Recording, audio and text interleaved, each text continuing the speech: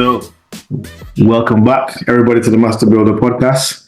I'm your host, Dr. Ayo, and as is tradition here, I want my guest, who is an illustrious, well-respected member of my community, who I have a lot of time for. I like my guest to introduce himself. So please, sir, tell us who you are. Tell us everything you want us to know. Don't hold anything back. Give us all the accolades, all the A B C D E F G. Hey, good evening, Dr. Ayo and guests. My name is Yinka, and I am a father, brother to 6 other siblings. I'm the last one of 7. Wow. I am a dad of 4 myself, husband of 1 for now. I'm potentially forever. I am a young man at heart, but getting there age-wise. But thankfully, I don't look it. People No, are like, that's it. late 20s. I'm like, yeah, exactly that. So Yeah, what you said. exactly. Job-wise, I am in the project management world, like many other compatriots. But unlike them, I'm not in IT. So that's like the slight difference. I'm in aerospace and defense. Oh, nice. I like to play football as my keep fit mechanism. And I also have a part-time gig as an MC, events MC. So weddings, birthdays, all things fun. I am here to bring the fun, bring the laughter, and bring the good memories and vibes. What else am I? I guess as I'm getting older, I'm discovering I am a supporter of people. So I try to identify with people's gifts, goals, objectives, and see how I can play a part in helping you realize that. All right. So it's been a while. It's been a long time coming. So let's get into it. So you are you now, but let's talk a bit about the journey to you becoming this guy. So youngest of 7. To me, that explains a lot. Yes, I agree. Youngest of 7. Yeah. So mom and daddy they didn't have TV. Not at all. No electricity. It was Nigeria of old. No television, no chill. Yeah. Okay. So, what's the age difference between you and your oldest sibling? 18 years. Wow.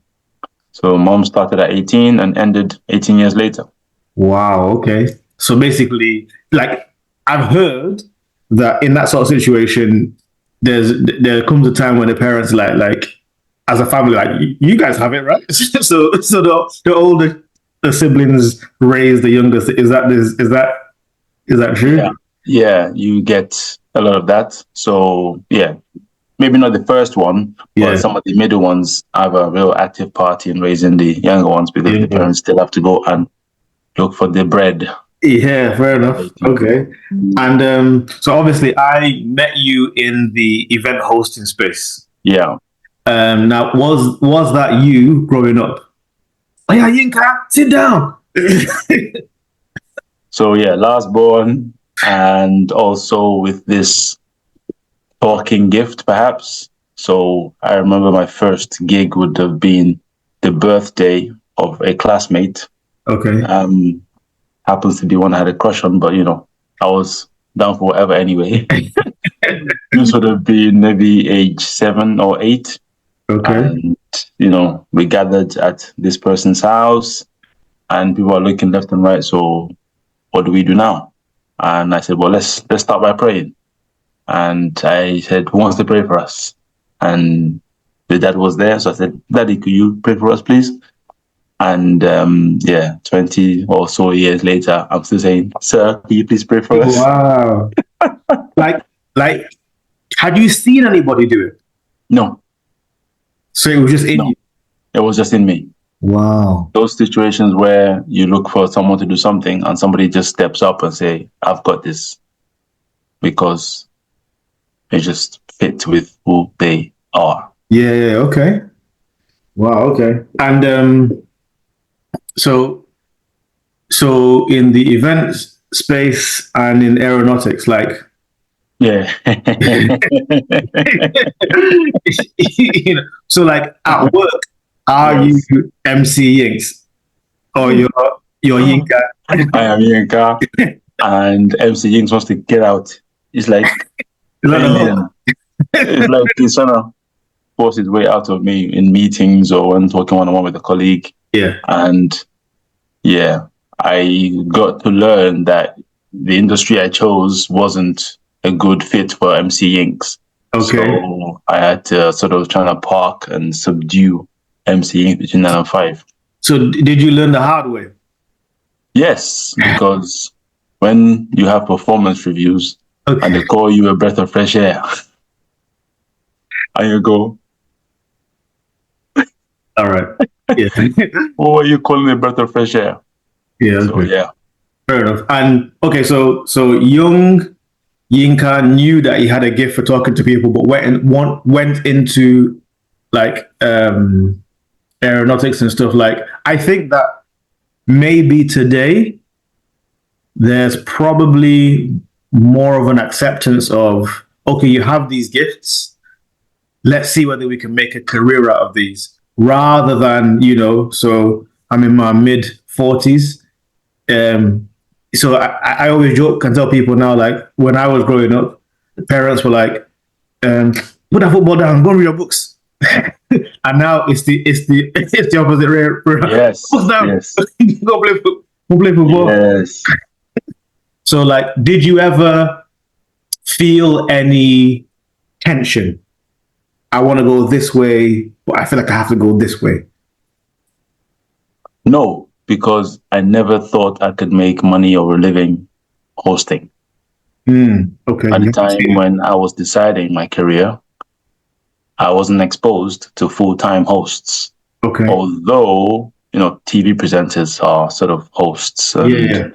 somebody has to hold Britain's Got Talent, or somebody's hosting something. So yeah, but I guess in my circle, in my community, I wasn't aware that I can take my talent and go develop it and become a host, and in sort of 5 years' time, I could host some award show or some TV show or whatever. So that didn't enter my head, therefore no conflict.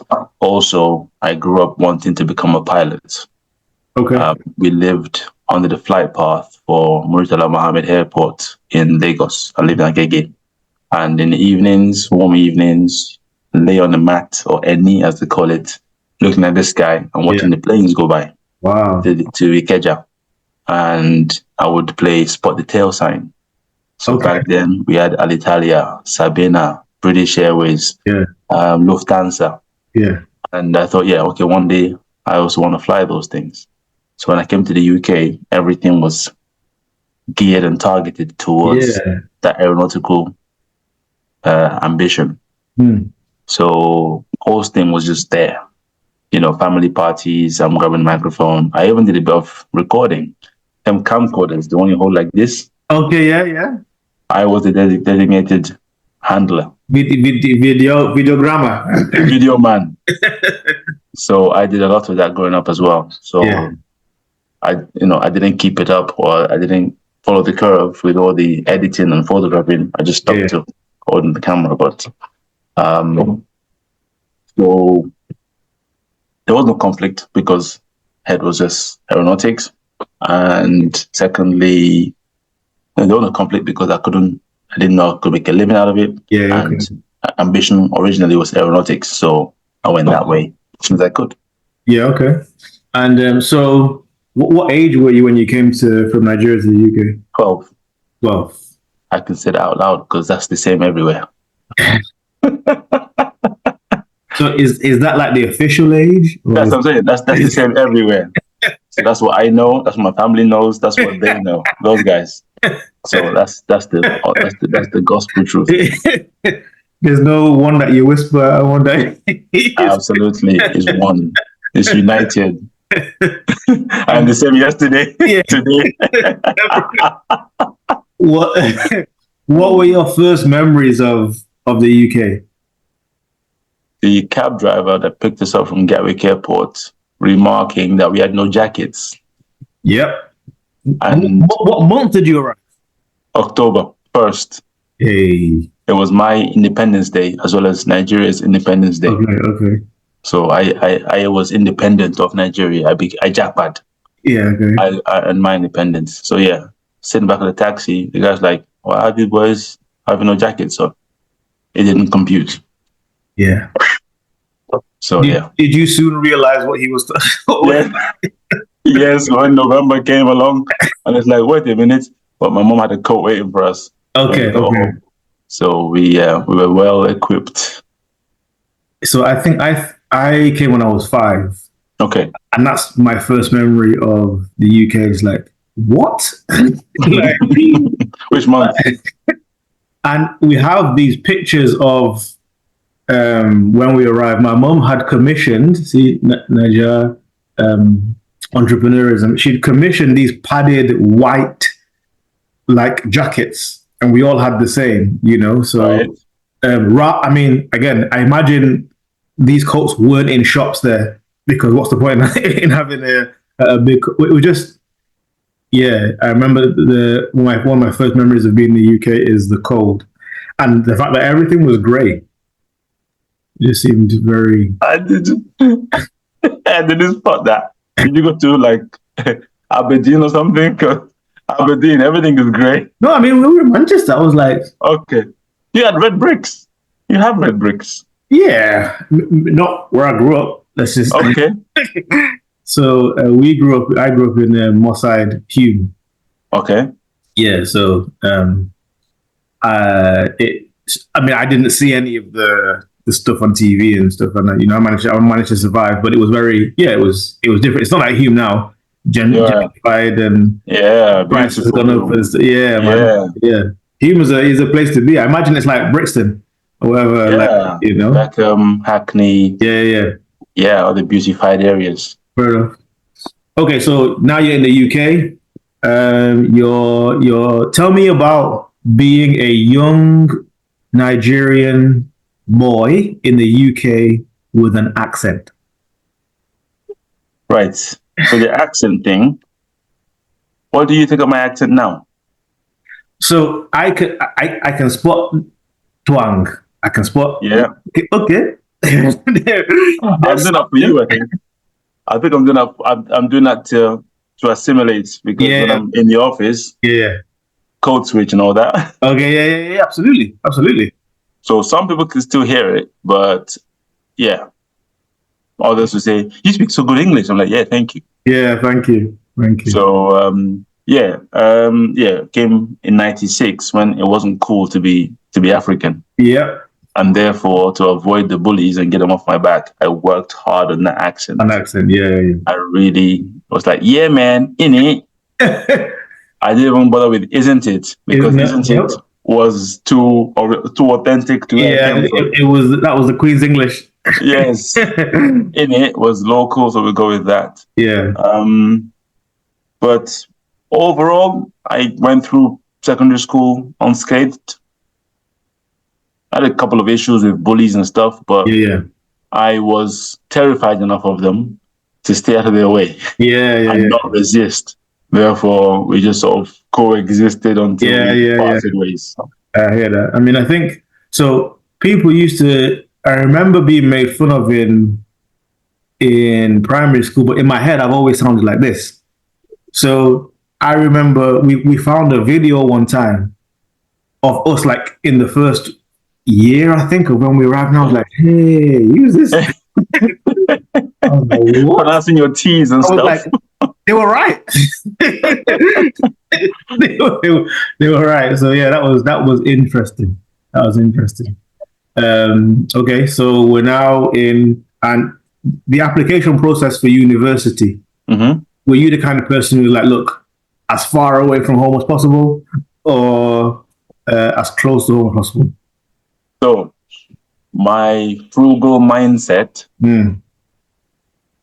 combined with where I got admission ended me in Salford. Okay. So my brother lived in Salford at the time. Yeah.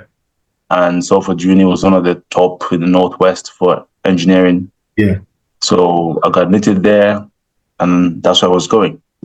It was years later that I found a letter amongst my things that I received an offer from Brunel. I Wow. didn't even see this letter. So it did not enter my consciousness. Wow. Okay. It could have Okay. been different. Well, here we are. There we are. Here But, we are. I went to Salford or Manchester and I made sure I left without the accent. I left it there for them. Yeah. As you can hear, hopefully. Yep. So none of this stuff about money. No, thank you. Yeah. So my parents worked very hard to make sure that we didn't sound Manchesterian. Mancunian. Mm-hmm. So like I think in primary school one of us might have tried mum and we were like, nope. Let's bring that. Yeah. Nope. Nope. Nope. So we were like, okay, so I guess I need to course correct. No, I got you. I got you. Yes. Noted. Noted. All right. So now, were you hosting in uni and stuff? No. And uni is like the breakthrough stage for a lot of hosts I know. Yeah. They really caught the bug then, and they had the audience then. But I did not host through uni. I started hosting, say, 2015 properly. So that's 9 or so years ago, properly. Tell me about the first one in 2015.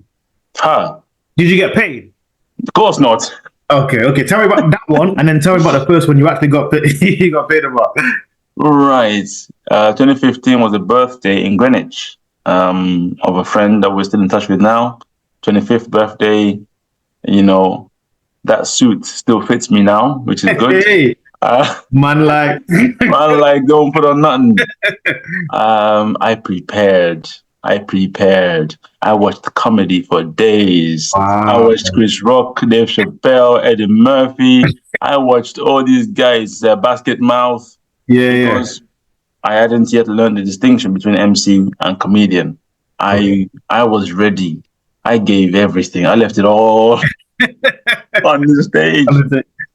I was doing the most. I was dancing. I was doing accents. I was doing the hosting as well as coordinating. Yeah. I knew it was a free gig, but I was determined that it would be my breakthrough gig. Fantastic. And I actually did that person's wedding. And they didn't pay me either. But later. Friends, innit? Friends, mates, rates. So yeah, it was a good breakthrough. I was nervous, but not too nervous because I knew I had it, but I wanted to be ready. So that was good. I will go back to my question about telling me the time when you got paid, but you said I'm intrigued. You said you knew you had it. How? Yeah. If you hadn't done it for years. I hadn't done hosting, but I do people. Okay. I did youth groups at church. Okay. I did parties and events where people are asking you, have you drunk something? And you're like, no, I don't drink. And I go, so how do you explain this energy, this gregariousness, this holding attention and thrilling a crowd type thing? I'm like, that's what I say. So yeah, I knew I could do it. Okay. And so tell me about the first time you got paid. Getting paid, like, that's loosely for like meat pie and Fanta, it's like here's the blessing. It must have been like £100 or something like that. Yeah. And it was like, so how much are you paying me type? I was nervous to ask, like, I was, it's like, this is prior to the gig, or this is after? Oh, prior to the gig. Prior to the gig. So I think what helped was they also asked, how much do you charge? So I'm like, okay, I can charge. Yeah. Okay. What's reasonable? Because you're talking, right? Yeah. You would do it for free, to Yes. be Yeah. honest. So it was an amount that was modest, about £120, £100. And yeah, it was just the icing on the cake getting paid. The event was still fun. You know, hosting is just like fun. It's just fun. Yeah. You know, it's just what I like to do for fun. I could host every day of the week. So getting paid is the icing on the cake, Yeah. and validation that your talent is valuable. Yeah. I hear you. So it wasn't any special apart from just having the icing on the cake that I got this money now. I got paid for, I got free money. That's what I had. Yeah. I hear you. I hear you. So did it feel different than the first check you got at your job? It would have, because the job one you worked for. My first job was Woolworths. Okay. So Mayor Street, Rest in peace. R.I.P. 1 minute silence. For the retailer, they didn't make it. So Mayor Street in Hackney, huge Woolworths next to a railway bridge. First job, working part-time during college. And all that money was given to mom because that's what you did, you know. Yeah. It wasn't 10%, it was the totality. Yeah. To say, there you go, start eating baby food, or more, as we say in Yoruba land. So yeah, it was work. So that wasn't as satisfying or as fulfilling as getting rewarded for like your talent. Yeah. Okay. So we're in 2015. You presumably you started your professional career in aeronautics. Yes. Yes. That started 18 months later after uni, after graduation, because of downturn. What do you call it? Credit crunch. So Yeah. I graduated at a really, really bad time. Took a while to find my first professional gig. Yeah. It came. Okay. And at the same time we're forwarding, we're forging a reputation and a career. Yeah. In the professional space in aeronautics, and we are also building our reputation, you know, as an entrepreneur. Talk about the business side that people don't see. So they see you on stage, they see you making jokes, they see you in your flashy suit, you know. But talk to me about the business side. What don't people see in terms of the hosting and the MCing?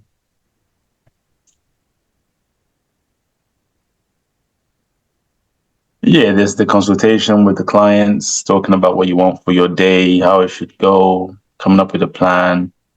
On the day, there is all the rigor of people pulling you in 12 different directions. Terrorist family members deciding what you should do and what your job ought to be. How do you manage that? Pacifying them, behaving like a vendor. You know, I'm hired help. Yeah. I'm not here to solve your family problems or to get involved. Neither. Yeah. I am here to do this thing as directed by that person, usually the coordinator. Yeah. Or whoever made the booking. And then just get on with it. But it's not as hard. It's not as hard. It can be time consuming. And I was at an event recently. I got there at 2 p.m. Started at 6:30. Wow. So staying motivated, staying energized. Yeah. To then lift everybody, because clearly I am mirroring the energy levels. Yeah. So that was a bit tough, but usually it's not that bad. Usually it's like I arrive an hour and a half before they start. Yeah. And it goes well. It's fun. It's energizing. It's life-giving. So, you know, I'm an extrovert, if I need to say it. And that's what it does for us. It fills our cup. Yeah, nice. You're paying me and I'm just like filling my cup.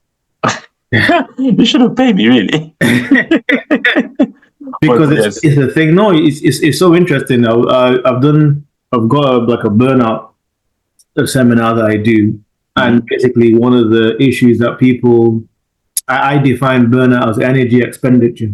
So I love the way that you listed all the hats that you wear: husband, father, brother, all this kind of stuff. Now, all of those things require something of you, and by now in the stage of life, you've done all the vetting that you're going to do. So these things aren't frivolous. It's not Mhm. like, oh, today I can be a dad, tomorrow I'm going to decide whether no, these things like It's they're a mandatory list. exactly, yeah. So one of the things that we have to look at is, okay, so how do I, as an individual, do things that give me life, so that the cup that I inevitably have to pour out is full. You know, Yeah. I love the fact that you're like, no, this thing gives me life. For somebody else, it's a job, but Oh, for me, yes. it's life giving. You Yes, know. sir. Yes, sir. And even I love what you're saying, because like I can't remember who said it, but if you Love what you do, yep, then you haven't worked a day in your life. in your life, like, so I mean, I don't know who, don't listen to this, Yinka's boss, but let's say if you were to find a way Yeah. to support your family just hosting, Yeah. what what would happen to the aeronautic side of things? I will do that part time. I'll do that in the evenings. Yeah. Um, the way that they had come together is these energizer events, energizer sessions at corporate events. Yeah. Okay. So they got a whole day with senior leaders, and after lunch, poof, there's a slump. Yeah. So you have to pick people up, pick up the Yeah. energy. So you have an energizer.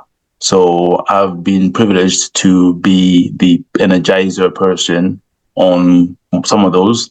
And this particular one, I did a dance to the Pharrell Williams Happy song. Happy. Yeah. Okay. And, you go through the steps and people follow along. And I did that at one conference that's looking at diversity and inclusion for Rolls-Royce PLC when I was there. Yeah. And someone saw me at that and invited me to their senior leadership conference to come and do the Energizer as well. Yeah. Okay. So that was very, very life-giving, and a really good mix of what you have to do versus what you like to do. Yeah. Yeah. The other instance when those two worlds clashed was or combined was when I, again, for Rolls-Royce Marine. So Marine was a business within Rolls-Royce PLC at the time. It's now been sold off. And they wanted to do a culture shaping workshop. So there is this workshops that is facilitated. It can be 2 day or 1 day. For leaders and managers was 2 days. For shop floor staff was 1 day. And I got the gig as program manager to roll out these workshops across 5,500 people in 35 countries. Wow. So I got around quite a bit. And I also got trained up as the master facilitator, so that I can facilitate but also train other facilitators. So I'm the trainer.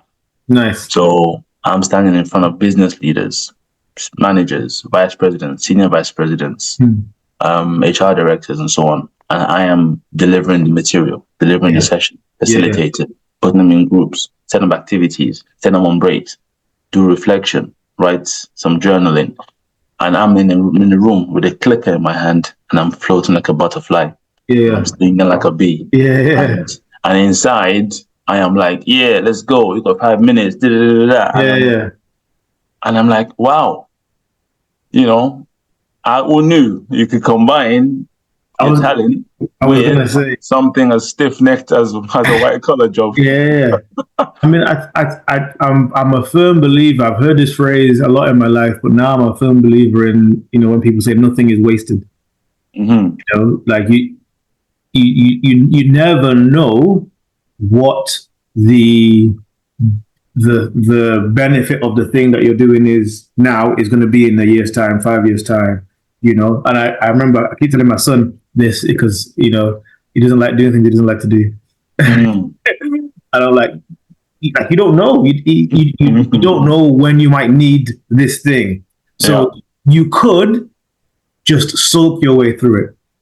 Or you could be like, one day, it's gonna come in handy. Yeah. But his dad tells him that kind of stuff all the time, so it's very easy. But he has his dad's possible time as well. So Yeah. he's getting soundly, saying me and drones out and everything. Yeah, Like, serious. if I tell him, he'll listen. Hey, let's do it. Let's organize the play day. One's tired of speaking. If I tell him, you be like the wise man. My daddy says that. Yeah, he does. Yeah. Listen to him. So my kids are 12, 10, and 8. How old are yours? Mine are 11, 8, and soon to be 5. Wow. So 12, 10, and 8. Okay, you started way before you're front runner. Yeah. You got 2 years in between. Yeah. I've got 3.5 years in between. So now, as a so one of the things that Lena and I, my wife, we always talk about the fact that for some people, children are the side effect of unprotected sex. And that's one of the things there. One of the things. Exactly. Yeah. So whereas we were trying to be very intentional about parenting. So one of your hats is dad.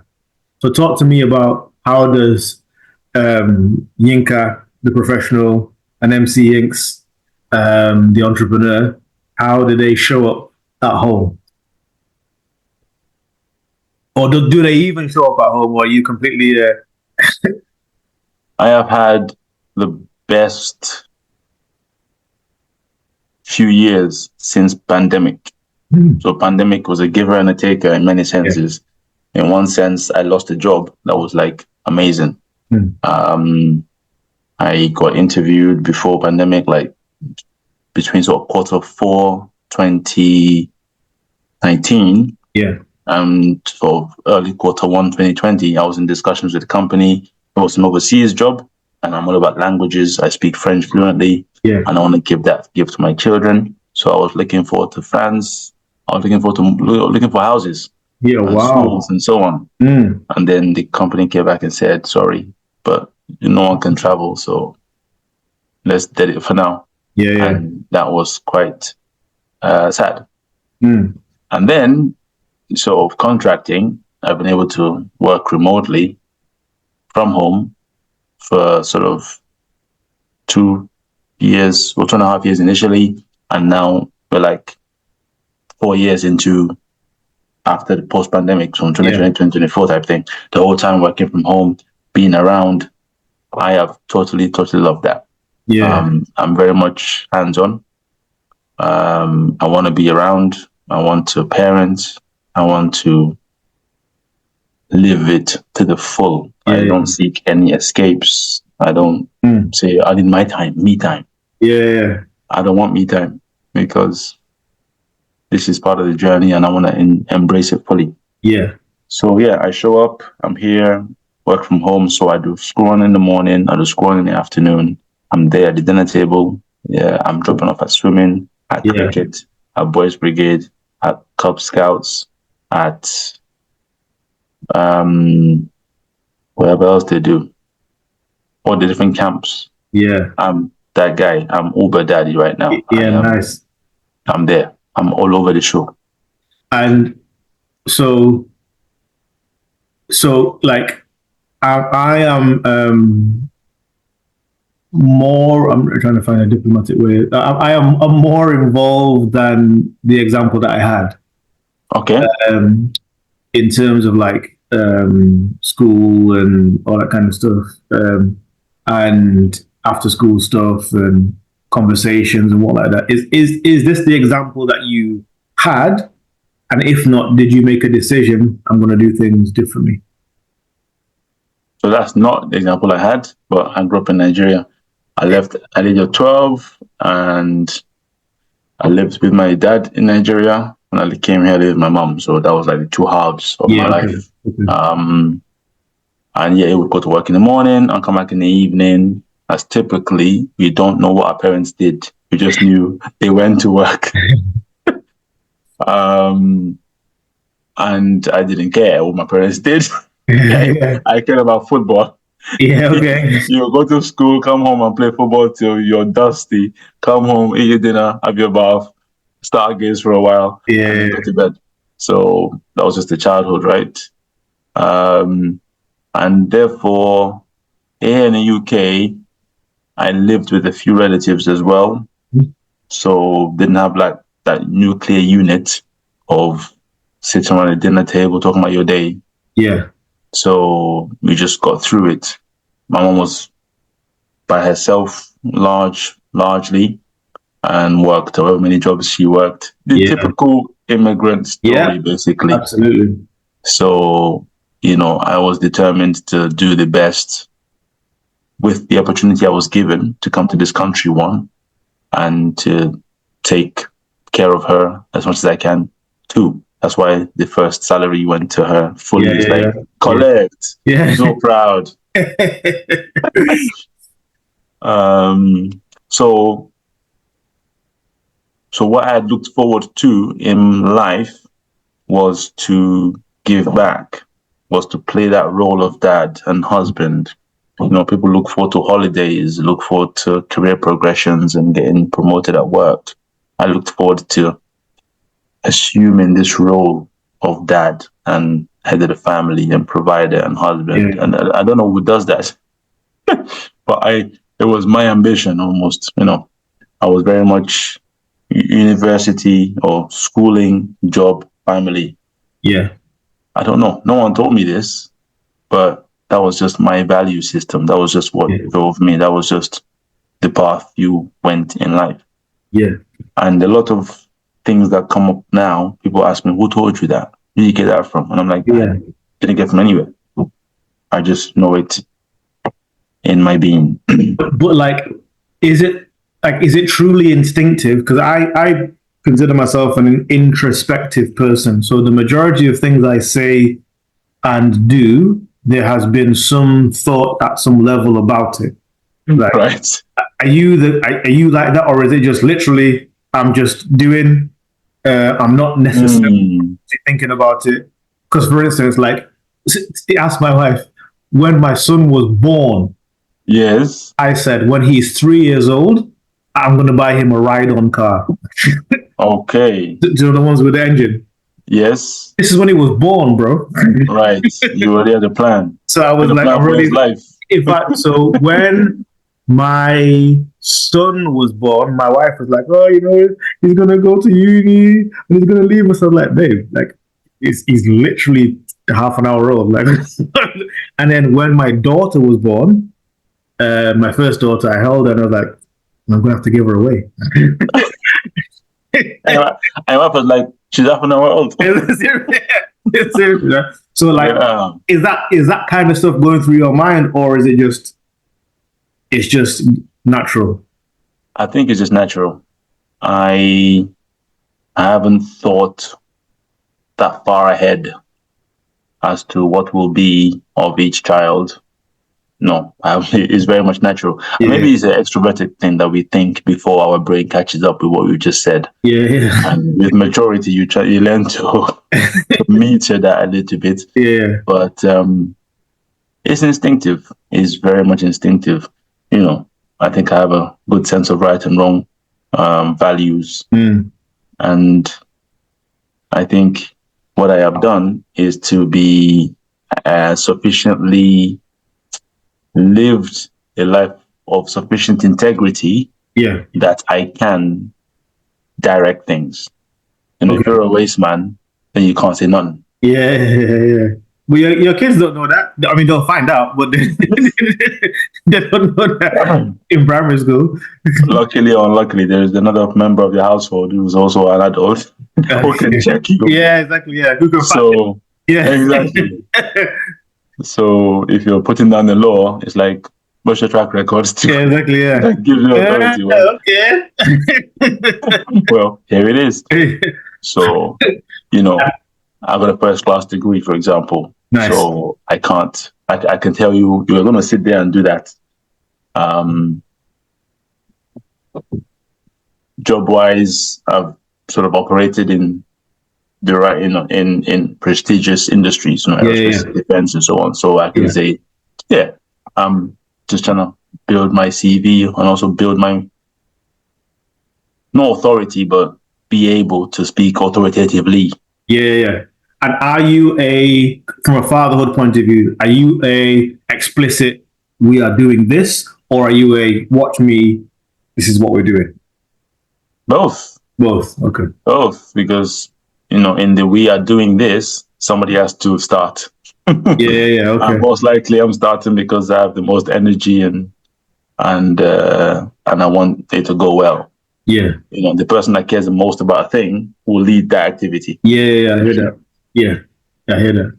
Yeah, I mean, I there was a time because there was a time in my life because I was like, I wanted, in maybe 20 years time or 10 years time for my to hear my son say, oh yeah, my dad used to say this. Oh, one time and that. So I was always thinking about like memes and quotes and like so but like it just got tiresome. Attributable to dad. Seriously, it got tiresome, and my wife was like, "Just be authentic. just You be." do you. Like, Yeah.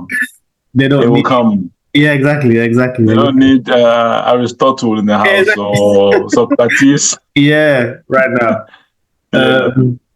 So I was gonna ask you a question about you talked about your mom and you giving her the first check. Now, what were your parents' opinions about Yinka in the entertainment space? Positive. My daddy had no opinions because he passed away in 2014 and I started in 15. So yeah. Thank you. And my mom told me later that she used to MC. Okay. So it was okay. Inside. Some footballer dads have footballer sons. Wow. My mom had an MC son. She used to be the spokesperson at family events or whatever. Yeah. Here I am. Now, what's your opinion on nepotism? So hear me out. Giving jobs to your family. Yeah. So do you watch Gladiators? Which one? The new one? Well, yeah, the new one with Bradley Walsh and his son. No, I watched the old one of Yes. So they brought it back.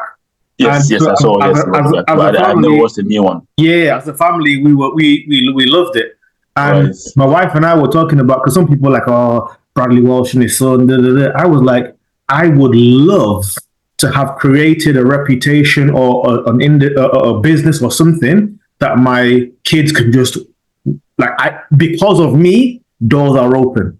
What's your opinion about that? I mean, it's called the family business. I think you enter nepotism when it's like public service, civil service. Everybody's business, everybody's job. And then you start handing it to your family members and your wife is this, your cousin is that. It's like nobody else is getting a look in.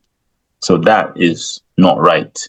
But we also have family businesses. I currently consult for family business. It's not the Hilton. What's the other hotel chain that's a family business? Radisson? No, prestigious one. Very prestigious. I only stay in Premier Inns, bro. So, but yeah, family businesses are that for a reason. So no, I am okay with it. If Bradley Walsh owns the rights, Simon Cowell owns something, right? He owns something. Something's got talent, America or Britain. He owns something. So if his son is behind the camera or doing the lights or whatever like that, absolutely. And I do wonder because in our community, I don't know that it's something we've necessarily taken seriously. Like I can create something and on purpose, because I've created it, okay, guys, you can come into like you look at other cultures and you think, wow, they're doing it on purpose. Somebody was a cleaner for 30 years to raise money for their children to now be property investors. Yep. Their property investor children now have children who are working as a venture capital. Like there's so much from an upward mobility point of view that if we took seriously, I absolutely want doors to open because Yeah. And doors unfortunately, my kids. opening is different from nepotism. Because Yeah, nepotism is just yeah, like a job that everyone could have had, but you gave it to somebody, you yeah, crowned yeah, somebody. Doors opening is what we're here for. yeah, absolutely, absolutely. All right. Okay, so The Yorubas pray that your children will start where you finish. yeah, That is it. yeah. They shouldn't start where you started. But you What the start hell? no, hey. So Lena and I were having this conversation one day. You know those What it's like. conversations we talk about your children. Yeah. We were like, these kids, they don't understand anything. They don't appreciate anything. Yeah. and we were like, okay, but surely that was the goal. Because Success. if they understood the struggle, Mm-hmm. it would mean that we haven't moved. Yeah. So Yeah. I mean, and then they will have their struggle. yeah, they will. It's not like their life is not going to be perfect forever.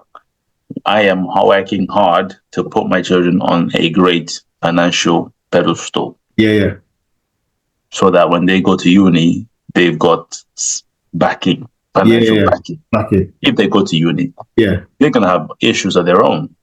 So it just means that one, it's not an issue. So talk to me about this, bro. So I have had lots of conversations with some of my friends, and we talked about that. There's a degree to which life was challenging, Yeah.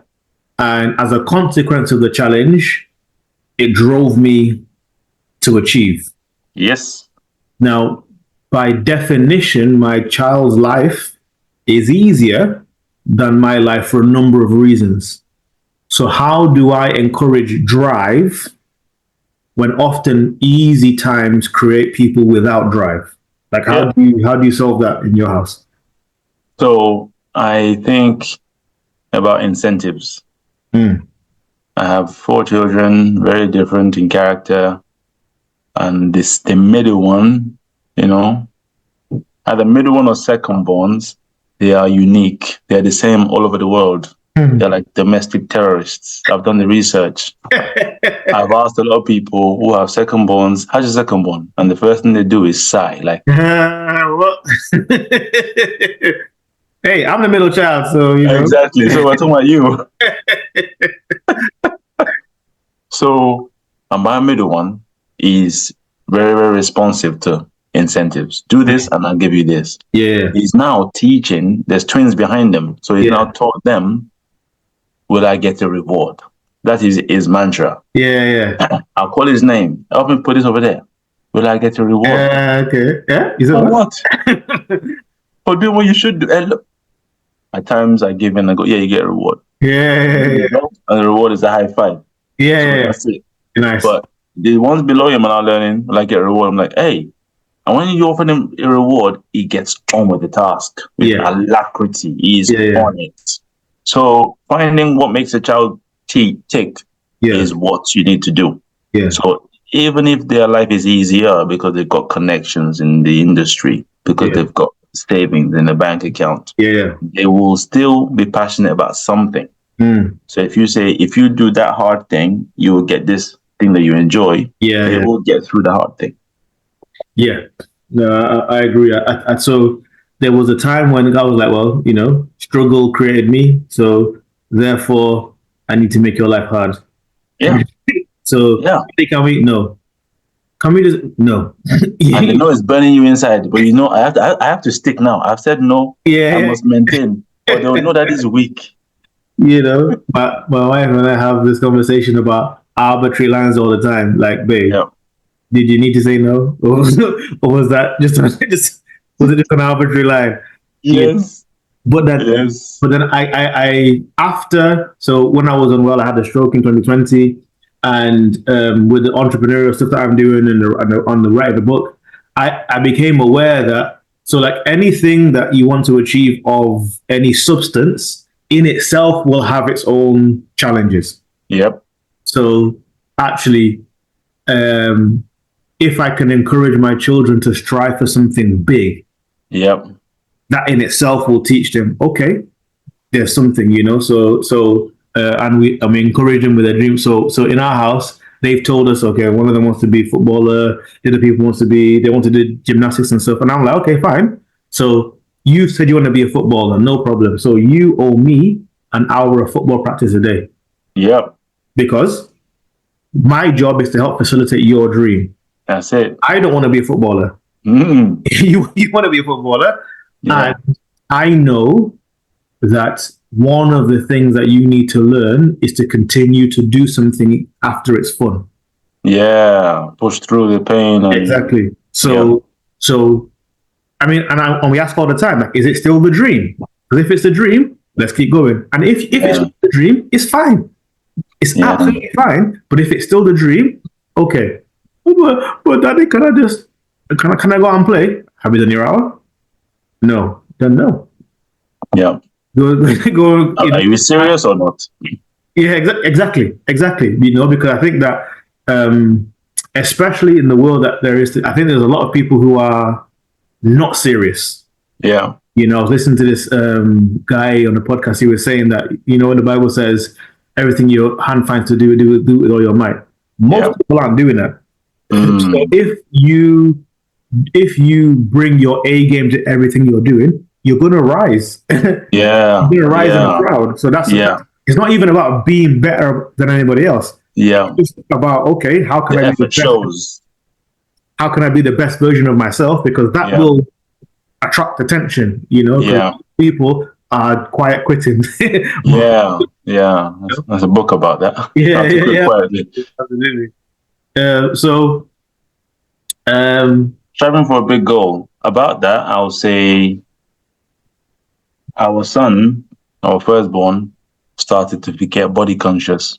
He's 11. And he's 11 and he's my height. Okay. And we're wearing the same shoe size. Nice.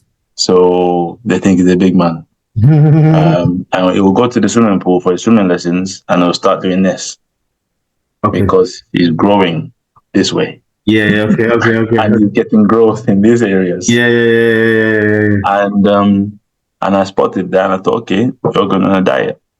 So in one regard, we can create an environment for them to strive for their goal. Yeah. At this stage also, when they live in our house and we feed them, we can decide what they will and won't eat. Exactly, yeah. So we said, you're going to cut out carbs. Yeah. And the boy lost quite a lot of weight. And now he's more confident in himself. Yeah. And, you know, that was partly his goal, to be more confident in himself. And it was partly my goal because they already cannot play football, which is very disappointing to me. Yeah. So you had imagined some things before. This guy. Yeah. You can't also be a fatso and live in my house. We are not having both of those. So, exactly. So yeah, you know, at this stage we can shape some of the objectives, okay, the goals that they achieve. Yeah. So we talked before the interview. We were talking about like the premise of these conversations are where young men are. Let me put my light on. Okay, where young men are today. Now, I suppose my thesis is that I think we're losing a generation of young men, and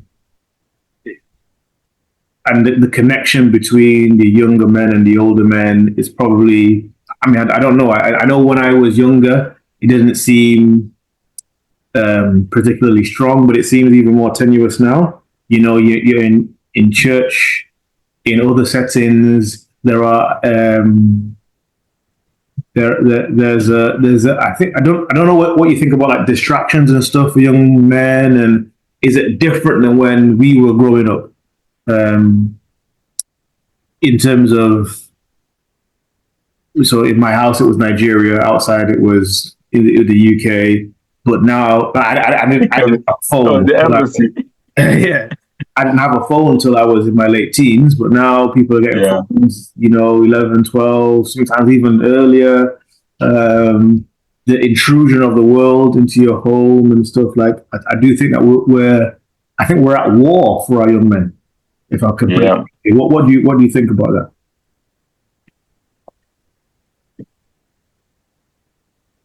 It's Bible says that there's nothing new under the sun. So there would have been a time, there would have been eras, generations of the same thing.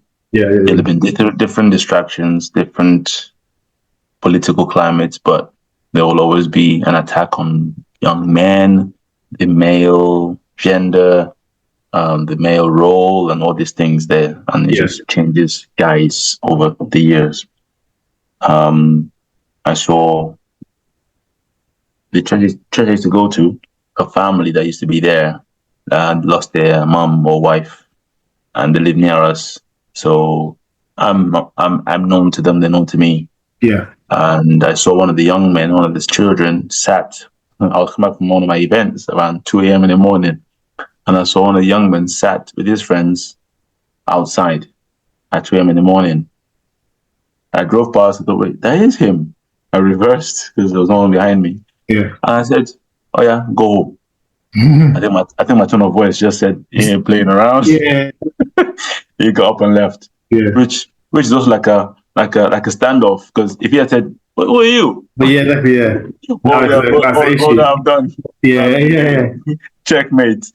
So he went home, and then I called his brother and said, like, let's have a meeting. Then we came over to see me with his brother, and they came at night again. These kids are like night crawlers. They come at 9:30. We need our sleep.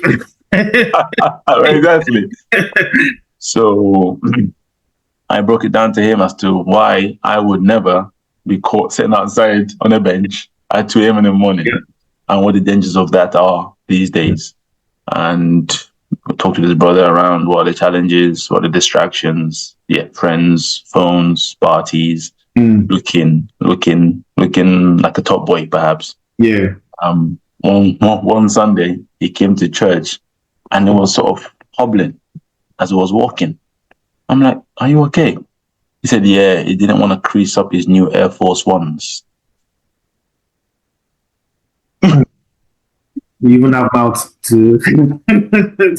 You have paid for the shoe. Not that they lent you the shoe. You have paid for the shoe, and now you cannot walk in the shoe. So whatever the distractions are, there are many. But the young men are on something. You know, they've been showing their bums since ages. When I was in school, they've been tagging.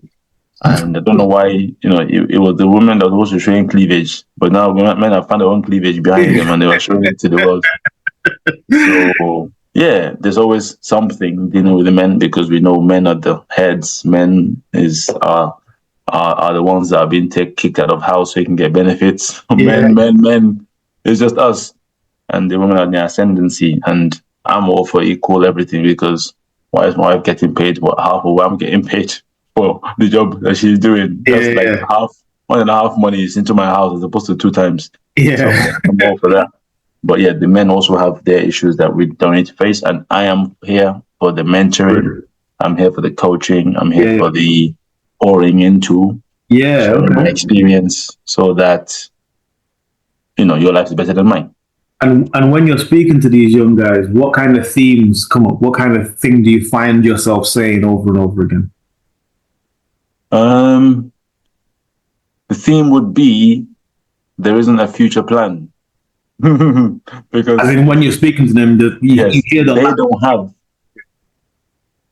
because their current actions isn't linking, or isn't coherent, or isn't supportive of a future destination or a goal.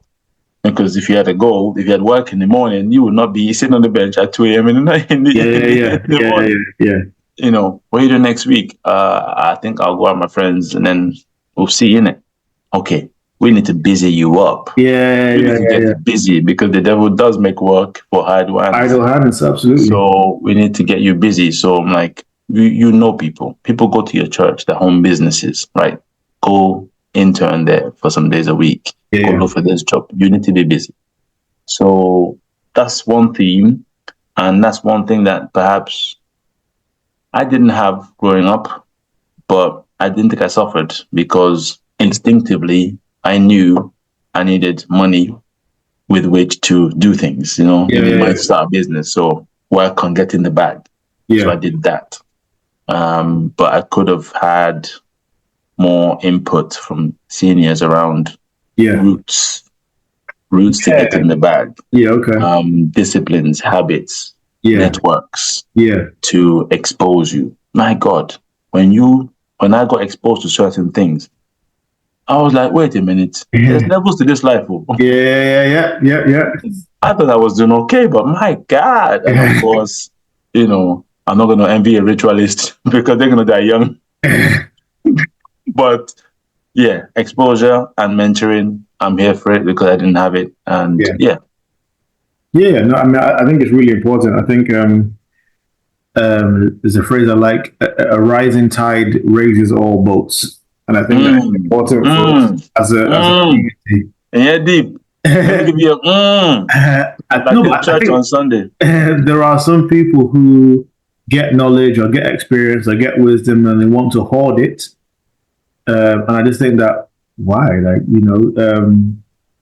I think it's so important, especially in our community, because I don't know that we have realized we're not so good at the sharing. I did this good thing. Everybody, let's talk about how I did it so that we can share. I remember having some conversations with some guys my age that I grew up, and they were talking about, like, in pockets, our parents did some investing in property, right? Now, what would have happened from a community point of view if they'd all invested in the same area and we'd all grown up on the same street? Mm-hmm. What would have happened? Could it have mediated some of the identity issues that some of us dealt with? It definitely would have helped childcare. Yeah. Yeah. What would have happened? And for me, it's that kind of thing that I'm trying to create for my children, because I want you to know that there are people that back you. Yeah. That you're somebody, you come from somewhere. Yes. There's a place that you are valued. And so when, like you say, you go into the world and the world might tell you a different story, it bounces off you. Yeah. We had a message in church talking about fortification on the inside. Fortified with truth is what it was called. Okay. And what really impacted me about it is that it's the solution to a lot of the ambush in life. So rally cars. Yeah. So they have the roll cage. Yep. The video where a rally car went off an edge, and you think, oh my goodness! But then the camera inside, it just shows them being banged, and they were even just scratching their heads and moving around, waiting for the rolling to stop. And I don't know whether it's just the church or society. Too often we concentrate on the wrong. Oh, they don't do this and don't do that and all that kind of stuff, and we forget, or we're focused on what we're against. Don't behave like that. Don't say that. Don't all that kind of stuff. Rather than, no, well, what I want to do is sow inside you a type of fortification. Yeah. So when life or the devil or the bully comes to you and says you're nothing, you can say, well, no, that's not true. Yeah. That's not true. When exactly, yeah. Not be true here. Exactly. Or the bully, you're stupid. No. That's not true, because having that kind of understanding of truth, I really think it's protective. And somebody explained that confidence comes from achievements. Yeah. So if you've got achievements to point to, then what can you actually say? I'm stupid. Oh well. Oh, my degree, my exam results. What? Exactly. My boats, my cars. Okay, I'm the most stupidest guy.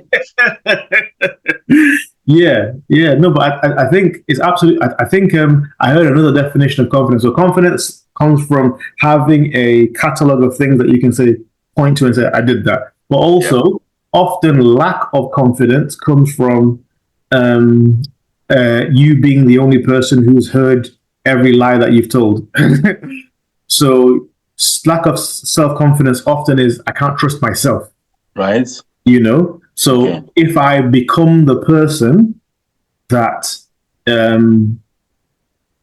that does the thing I'm going to say. So I work on my own integrity and self-discipline and that kind of stuff. So if I say I'm going to do, and I do, that is the thing that helps me build confidence. Yeah, If I'm the kind of person who says I'm going to do it and then don't do, I can't help myself. So you can't. You know? Okay. So yeah, it's that kind of those are the kinds of conversations. Being able to do what you said you would do is like an achievement.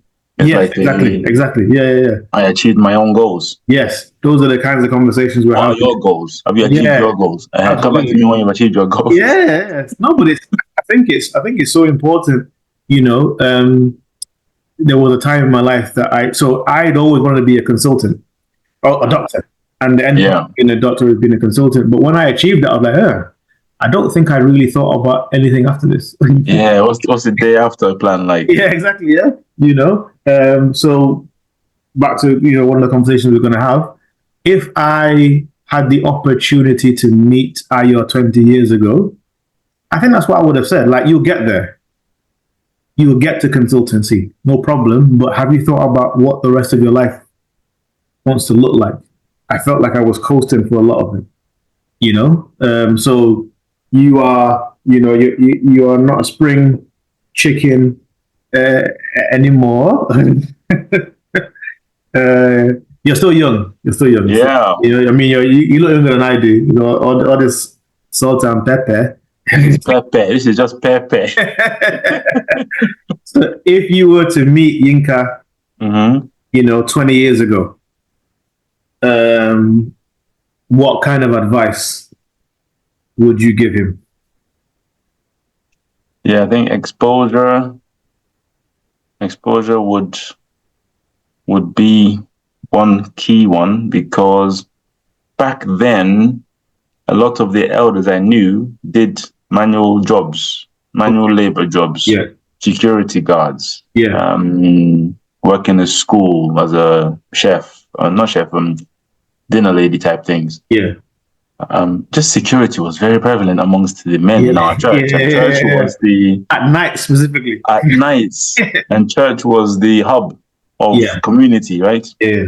So I didn't have a dad in the house growing up, so I didn't have an adult that would take me and put me in the midst of people doing good things and great things. Yeah. Our family members, I guess, had made normal houses.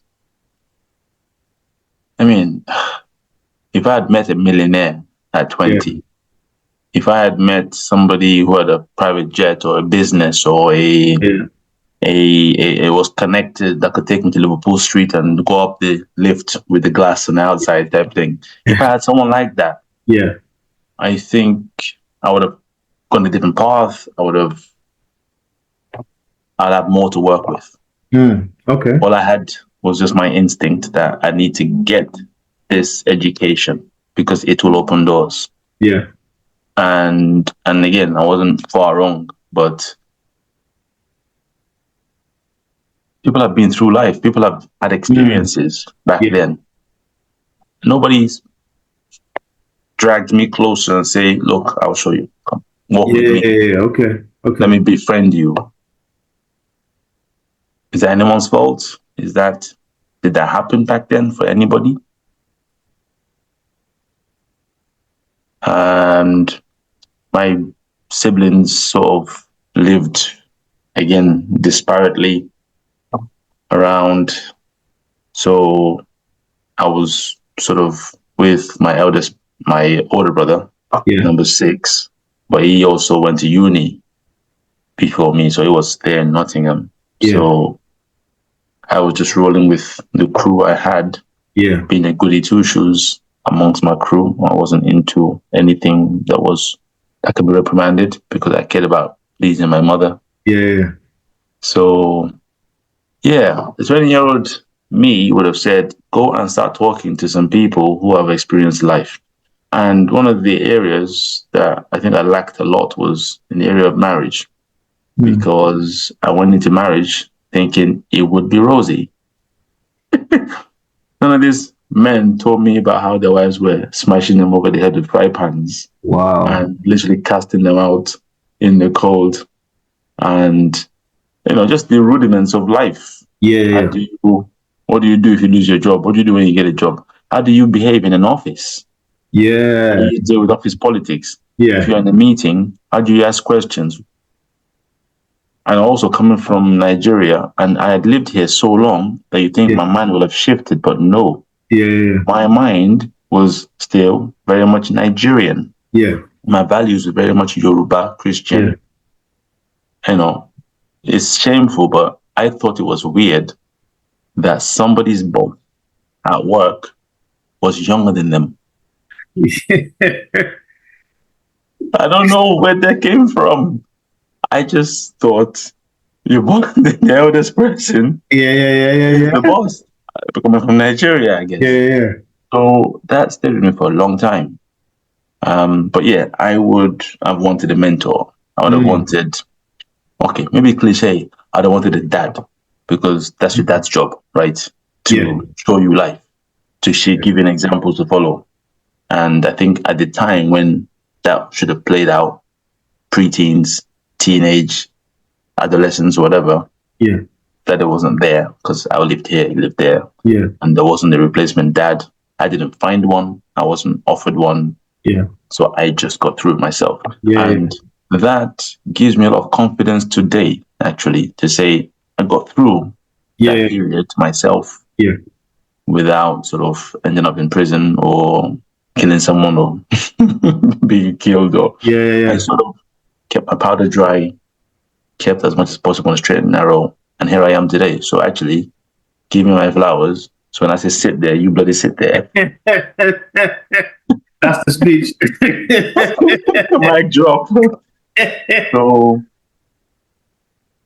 yeah, there's a lot of things that I found out that perhaps I could have been told. So, do you know what? I love all that. And, please indulge me, sir. Yes. You talked about some specific things that I'm pretty sure there's probably somebody listening who is in 20-year-old Yinka's shoes. So, talk to me about, because you mentioned, however many of these things you want to talk about. You mentioned marriage. You mentioned office politics. Yeah. You mentioned, going to meet people and creating your own network. So can you give me some practical tips on these things, and I'll see if there's anything I can add, because I think all of this stuff is, I hear you, bro. I hear you, in terms of like the looking back and thinking, I wish I'd have had on this kind of stuff. And but so we are where we are by God's grace. Yeah. And so give me whatever you want to. Yeah. Practical. So imagine somebody's come to you and says, talk to me about X, please. Even if it's 3 bullet points for each. Okay. I'll work my way upwards from networks to office to marriage, because marriage is juicy, isn't it? Yeah. On the networking side, in there's classes, right? Birds of a feather all together. Yeah. So you're either gonna see some wealthy children with one poor child. So I might have forced my way into that circle. I have such a no stop can do attitude that whatever it takes to be in that circle, I could attempt to get in there. Yeah. Also, they are doing something. They are doing something that I don't know. And information is power. Knowledge is power. Information costs money. So how do you come about that information? These groups end up being closed. They don't want to share their secrets. So you will struggle to break in. Yeah. So who will let me in? Who will let me in? I need a connect. I need a network. I need a person that will say, come along with us. Let's show you how we are living this life and having this influence that we have. And I haven't done that well. I haven't done that well because at times I think, how many white friends do I have? I have about 3, and I've lived here for almost 30 years. Yeah. Is that okay that I've just stuck to my people, my community?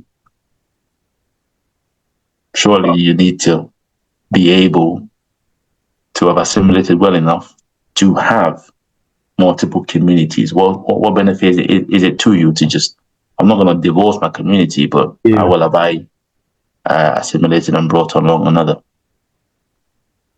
So, yeah, like I said, I still thought it was weird that your boss was younger than you. So how are you going to overcome that? Yeah. That's on the networking side. And now I go to those events, Black British Business Awards, and those kind of things. And again, see other people of our community doing well, living their dreams, breaking barriers. And yeah, that exposure is mind opening. You just think, oh, that's possible. That's possible. That's possible. Yeah. And that is very liberating. So it's happening now. It's happening slowly. But I just think I need more white friends. I need more Indian friends. Yeah. I need more Turkish, Pakistani friends. But okay, partly, perhaps they don't want to be friends with you because what's the interest for them? If I was a major client of theirs, then perhaps they would bring me in and invite me to dinners at their house and their bar mitzvahs and so on. Yeah. But right now, not yet. So, but it is something I'm looking at. It is something I'm looking at. I asked myself recently, why do I go to one church? Okay. If I went, is it a time factor? If, churches are like usually from like 9 to like 12. There's enough time there to go to 3 churches. As in, I could be a member, 9 to 10, 10 to 11, 11 to 12. I could be a member of 3 churches. Now I'm in 3 networks. I hear you. And there are those churches where people are on 6 figures and they wear t-shirt and shorts and flip-flops. Them ones there. I want friends from there. Yeah, I hear you. No one has said this to me. No one has said, Yinka, you've been playing in that pit for too long. Come on, play here. Yeah. And no one will do that for you. I do it for yourself. But it comes too late. So I'm telling people now, young people now, to say, why? Move, expose, share, go. Yeah. But I think for me, on that point specifically, obviously speaking as a PK, so I have some opinions, but I think everything has its size, and I think the thing that I have seen is that. So I take your point in terms of like there are different networks and the things you can gain from it, but specifically about the church, my experience has been people who move around don't give themselves the opportunity to grow roots. And I think that it can become specific, like independent. If you're the kind of person who just go to church, fine.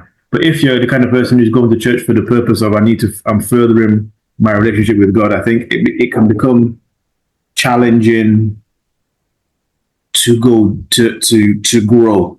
If I hope I'm making sense in that sense. And so what I would how can it be telling you to grow when you're getting 3 lots of the same message? Well, you're not getting 3 lots of the same message, and again, same gospel. Yeah, I understand. I think the issue is roots. So I was again listening to a podcast because that's what I do every time, and there was a guy talking about plants grow in 2 directions. They grow towards gravity and away from light, and they grow away from gravity towards light. Now, for the sturdier and higher something needs to grow, the deeper it has to go first. But it's always the deep first, and then the high later. And I think that sometimes the alighting in lots of different places and not giving yourself time to really sit, even the concept you're talking about in terms of mentorship and discipleship, that is much harder if I'm in lots of different places than in one community where somebody loves me, knows me, sees me, speaks into me, and I allow to speak and to grow in my life. That's my opinion. I think. Have you tried moving around? Yeah. Not moving around.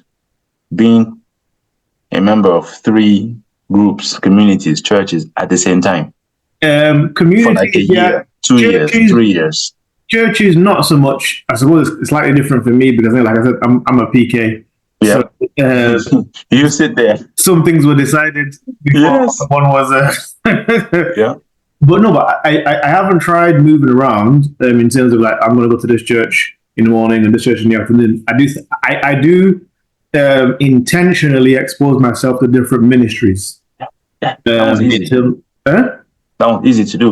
Yeah, Podcast, exactly. YouTube and all that kind of stuff. I do think that, like I said, I think the issue for me is it is my experience has been it's harder to grow because you don't anything that I've learned now and I know now and I believe now is something that I've ruminated over. Mm-hmm. And there was time when I may not have believed that thing, but it was reinforced. Yeah. And maybe in conversation, maybe in prayer, maybe in reading my Bible, it's become, okay, this is the thing that I believe. And I think that is a little harder to do, especially because different ministries and churches are addressing different parts of the Christian life. Now, don't get me wrong. I am a lot of the things that you talked about as well. So there's a specific place I go to get my CPD points for husbandry. Yes. And I get my CPD points for being a father, and I get my CPD points for being a son and being a person of faith. But I think there's a slightly different thing that one gets from committing to a local body in a similar way to a marriage. Yeah. Yes, that's an analogy. Again, I was just thinking about it as in terms of a networking opportunity. So you brought about the challenges with growth because you're just But actually, it's not about growth. It's about just making friends. No, I agree. And in that case, if it doesn't tick the growth box, we're not trying to tick the growth box. We're trying to tick the get seen, get known box. And I hear that. And in my field, in my side business as an MC, actually, that would be useful.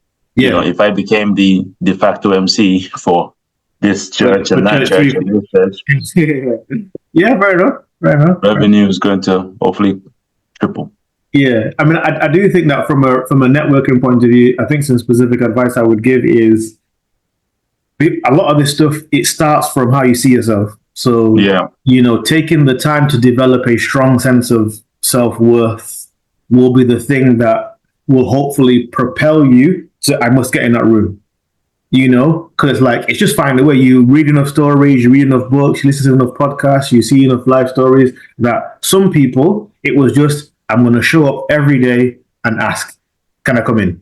Can I come in? And eventually, someone's actually going to tell you a hard no, or you're going to wear them down, and they're going to say fine. I think that's one thing. But I'm very much like we talked before about our community. There was a time when, like you say, the only people in our community so maybe there was a doctor that I didn't know or whatever, but now, like, by God's grace, in our community, a lot of industries are represented, a lot of, earning brackets. Managers, C-suite, like it's not like it was 20 years ago, 30 years ago. So unless, again, it was there 20 years ago, but somehow wasn't visible. It wasn't visible. We're not exposed to it. Yeah. So for me, I would love for my child, I'm interested in aeronautics. Okay, let's go speak to Uncle Yinka. I'm interested in hosting. Okay, let's go now. I think there's so much more opportunity, especially because as a society we are changing our goals and requirements of our children. It's not just go to university. What I want for you is to build a life where you can take care of yourself in lots of different ways, but specifically finances. But now the route to get to a position of doing that is many. Is more. I might have had when I was 12. So let's take advantage of that. And as modern dads, I am looking at what my kids are good at. Yeah. So that I can see what facilitation is needed. Absolutely. Now, so networking. What about like office politics? what is office politics? Politicking. Yeah. I just don't know why no one tells you how to behave in the office. Yeah. Well, maybe you didn't have the person or they down tools on you. Yeah. But I've asked some questions in the office and I'm like, why did I ask that? Yeah. Why did I say it like that? Yeah. And they've come back to me and say, what did you mean by that? And I'm like, oh, this is normal for me. And they're like, oh, we don't do that here. And you're like, Yeah. and people, when people ask you, do me a favor or if you don't mind, they're telling you what to do. Exactly. And they're asking you if you don't mind. It's just using flowery language there. My God. How did you learn this stuff? How do you know? Yeah. It's at uni, or they told me I didn't listen. I don't know. But yeah, just the office as a place, it's rife with war and peace and everything. And you just need to make sure you, like my boss in one job offered me to come to his house for dinner. That is a good thing. Yeah. I was like, nah, I don't think I can make it. I'm stupid. But nobody told me that you're supposed to not suck up, not kiss butt, but you should have a very good relationship with your boss. Yeah. Because they determine a lot of stuff. Yeah. But I saw it as I came to work, I did my job, and I went home. Yes. How stupid, how foolish was that? Yeah. Some people, I think, still see it as that. So I'm not, I've moved on. They're still there. Yeah, that's that one. And on marriage, people have been through things. People have been divorced. In my mind, to this day, marriage is forever. I can't quite fathom how you leave, even though I wanted to leave a few times. But you've not been married unless you've wanted to leave. Amen. Amen, brother. So nobody told me that your wife is going to at times be your biggest critic. I thought she was trained. I thought she was brought up to support me and look after me and care for me and want to do what I want to do, type thing. And then when you're in it and you go back to your uncles and you just drop a few gems as to what's happening, and they're like, oh, they're like that. I'm like, you didn't tell me they were like that. Why did you wait for me to come to you before you came to me? So now, again, when I see young people, I'm like, look, have you guys achieved stuff together? Do you guys know how you work together? Yeah. Do you know what's an ideal holiday for you two? My wife and I always be beefing about what holiday is. Yeah. For her, it has to be far away to get to and cheap when you get there. For her, it's sitting by the pool all day, sipping something nice, eating all the stuff in the hotel, all inclusive. Yeah. For me, a holiday is like a discovery. I want to go to a foreign place, put some nice, comfortable walking shoes on, and walk everywhere. Walk around, Walk everywhere, burn my shoe leather, discovering the street names and everywhere. So it's like, we either not going to go holiday together, or we have to find a compromise. Yeah, some of the things you just thought came easy. Didn't. And nobody told me. Yeah, I hear you. So, I mean, let me piggyback on the office politics. I would say, again, it's back to self-worth, because there's a balance between being authentic and having integrity and knowing how to play the game. I think there are a lot of unemotionally intelligent Black people who are like, I'm just keeping it real. But what that means is you don't know how to behave yourself appropriately in different settings. How you speak to King Charles different to how you speak to Roman. And it should be. It's not. It should be. You're not selling out. But if Yes. you don't know that, you can hide behind keeping it real because you're uncomfortable. Changing, Yeah, adapting. and adapting. You're still you. Yes. There's a difference between being a A chameleon, chameleon. yes, So, and understanding the setting. You yes. know, Be I mature. think, yeah, absolutely, and I think it's important. And I think, like a lot of things in life, do some research and learn the language. So one of the things I tell junior doctors is that if you come to me and say, "Oh, this patient's unwell," that doesn't mean anything. That could literally mean they're about to die or they stubbed their toe. What I need you Yes. to do, especially when you're speaking to somebody who's longer in the tooth than you, I'm used to hearing the problem articulated in a certain way. And Yeah. there's a skill for you to appreciate what the issue is. And there's a Yeah. separate skill of being able to um, package it and convey it to me in a universally accepted way, you know? So Yeah. learn the skill. Like if you're in aeronautics, surely there are phrases and things, oh yeah, that plane's Yeah. fast. Bro, you're an idiot. You know, there are things that you can, and now with, again, with YouTube or call a friend or whatever, don't be scared to put yourself in the position of the learner Yeah. and absorb everything you need to absorb, because actually when you're there and you're able to converse in the language Yes. appropriate for the setting, Yep. actually you make yourself stand out compared to Relevant. people who didn't, Regain confidence. exactly, who didn't do the effort to learn that actually, when we're talking about a plane's wing, we're talking about this. When we're Yeah. talking about all that kind of stuff. So definitely from a network point of view, and understand that you have something to offer, but also understand how to be a person of authority under authority. Yeah. So Yeah. Yeah. Yeah. some Yeah. people only know that they disagree with their boss and only know a cantankerous or disrespectful way to express that. Yeah. It's not in your interest. No, it's not. You know, It's so not. find a way.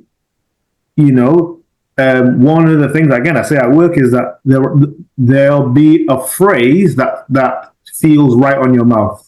Yeah. So like it fits your personality, like the cadence. It fits Yeah. you. So learn how to say. One of the things I always advise and say is when you have to disagree, or you have to ask a question, because humans are humans and no one likes to be challenged. Say something like, just for my own learning, could you tell me now? Help me to understand. Exactly, exactly. Now Yeah. the person doesn't feel challenged, and Yeah. of course they'll bend over backwards because they're Yeah. educating you. Yes. I'm the student here. And yeah, hey, marriage. My brother. So Yeah, so my wife and I have, by God's grace, had the opportunity to have some conversations with some younger couples, and so my one of my favorite descriptions of marriage I give them is marriage is telling somebody showing somebody the most vulnerable parts of you, hoping that they won't hurt you, but knowing that. Oof. I never heard that before. I was going well until you said the knowing part. But knowing that they will, right? That's marriage. I remember, again, I keep telling this story. A friend of mine, we were at his bachelor's party, and we were going around, and everybody has to talk about how long they've been married and the most important thing. And the guys who've been married for less than a year were like, "Oh yes, love," and then everyone who's been married for 10 years started laughing. Like, that's not number one. What's love got to do with it, That's man? not number one. But yeah, I think a sense of shared goals and values is really important. And you think that I get married, I got married so I can have sex and be naked in front of my wife. Praise God for that. Oh yeah. And after that, yeah. But your ability to communicate yep, is going to be as, if not more important than that. So, Oh yeah. my wife and I, there was a time when we had to go to couples counseling because we realized that we loved each other, but the tools for communication is what we lacked. Yeah. Yeah. So Yeah. learn tools. Yes. You know, Yes. Yes. When you hear some of the tools about how sometimes you're beefing because you are having two separate conversations, you go, huh? conversation. Yeah, Oh yeah, we have. yes, yeah. I was like, we had marriage counseling before we get married. We had 2 sessions where they spoke at us. Okay, yeah. Yeah. You just think like, I've been failed in my life. I need counseling, I need therapy. But yeah, we make sure we don't let the others that are coming behind us go the same route Yeah, because yeah. it could be a better service. Absolutely. And I think in the community, like you say, it's a rich gold mine of nuggets. Yeah. And I don't know what it's like for you in your industry, but it is easy to teach somebody who wants to learn. Yeah. You Yeah. know, so Yeah. put yourself in that frame of mind, and actually, people will gravitate towards you and drop knowledge. So, yeah, man, I'm conscious of your time, and Oh wow. you're busy. But yeah, we've had a long conversation. I want you to close us out, sir. I first off, I want to say I appreciate your time, your vulnerability, your honesty, your nuggets, your laughter, your wisdom. Thank you so much for this conversation. I'm blushing. Oh. Underneath, Oh boy. I want you to speak directly to somebody who is in your 20-year-old Yinka's position. So close us out with some words of wisdom. Yeah.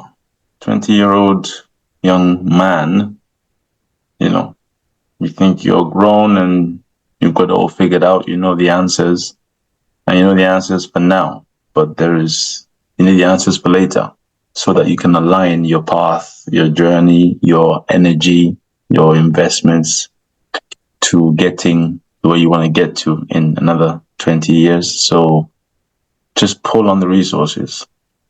I would say fearlessly network, shamelessly ask for help, and don't accept no, because this no is this no. There'll be other yeses. People like me, we are plenty. I have a community called the Mandem, and we talk every Sunday at 8 about all sorts. And one of the things we are targeting is continuing to rise in industry so that my child can come and intern at your workplace and so on and so forth. So the ground is fertile for you to not make a mess of your life, to make the best of your life. Yeah. And yeah, feel supported, feel valued, and there is a place to come to for help and advice. Love that. Yeah. Thank you very much, sir.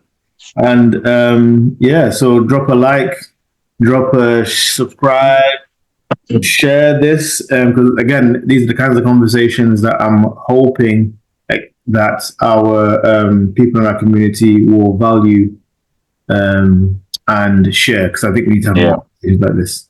All right, sir? The next, to leave you with something, the next question I plan to ask my mom is, how am I like her? How are you like her? Yeah. As an MC? As a person. Okay. Because they label you in your family, don't you? Yeah. And you're like, wait, I didn't come from nowhere. I came from somewhere. So come on, explain. Yeah, okay. Well, maybe we'll hear the answer when we do the second conversation. Yeah, and hopefully I'll get a chance to talk to you and you can be in the hot seat and you can learn from your journey, because consultant, that is not small beans, that is not fries, that is Let's do the whole package. Let's do it. Let's do it. Thank you very much for the opportunity. Thank you, sir. Thank you, sir. All right, guys. See you next time.